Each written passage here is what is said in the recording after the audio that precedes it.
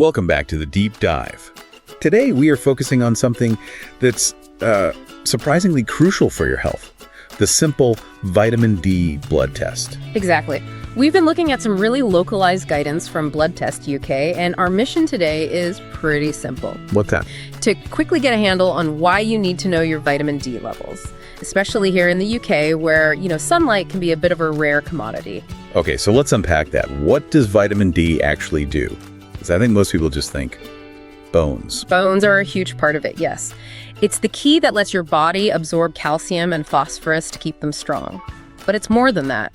The sources we looked at describe it as a sort of calibrator for your immune system. A calibrator, what does that mean? It helps your body's defenses, your T cells work properly. It basically helps the body fight off germs. And this is where the UK location really matters, doesn't it? It's absolutely critical. I mean, if you're in a place like Sevenoaks, or really anywhere in the country, the lack of strong sunlight in winter is a direct health risk. And the consequences are, well, they're pretty serious. They are. We're talking weak bones, osteoporosis, and in kids, it can lead to rickets. But the guide from Blood Test UK mentioned it goes beyond just skeletal health. It's linked to other things, too. Yes, that's right.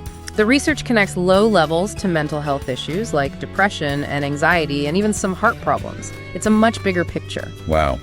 Okay, so if the risks are that big, how easy is it to actually check your levels? What's the test like? Oh, it's remarkably straightforward. It's just a standard blood draw. They're just measuring how much vitamin D is in your bloodstream. And what about preparation? Do you need to fast or anything like that? Well, you can eat. The guidance is actually very clear on this. The one thing you shouldn't do is take any vitamin D supplements for about 24 hours before the test. To get a true baseline reading. Exactly, to see what your body's natural level is. And in terms of, practical access, where can people actually go to get this done? Well, there are many private labs, and locally, for example, the guide mentions places like the Vine Medical Center in Sevenoaks. It's quite accessible. And the cost? What are we looking at? Privately, it's usually somewhere between, say, 30 pounds and 100 pounds. Okay, so you get the results back. What do the numbers mean? This is the key part. If your level is below 30 nanomoles per liter, or nmol, that's considered deficient. That's too low. And what's a good level?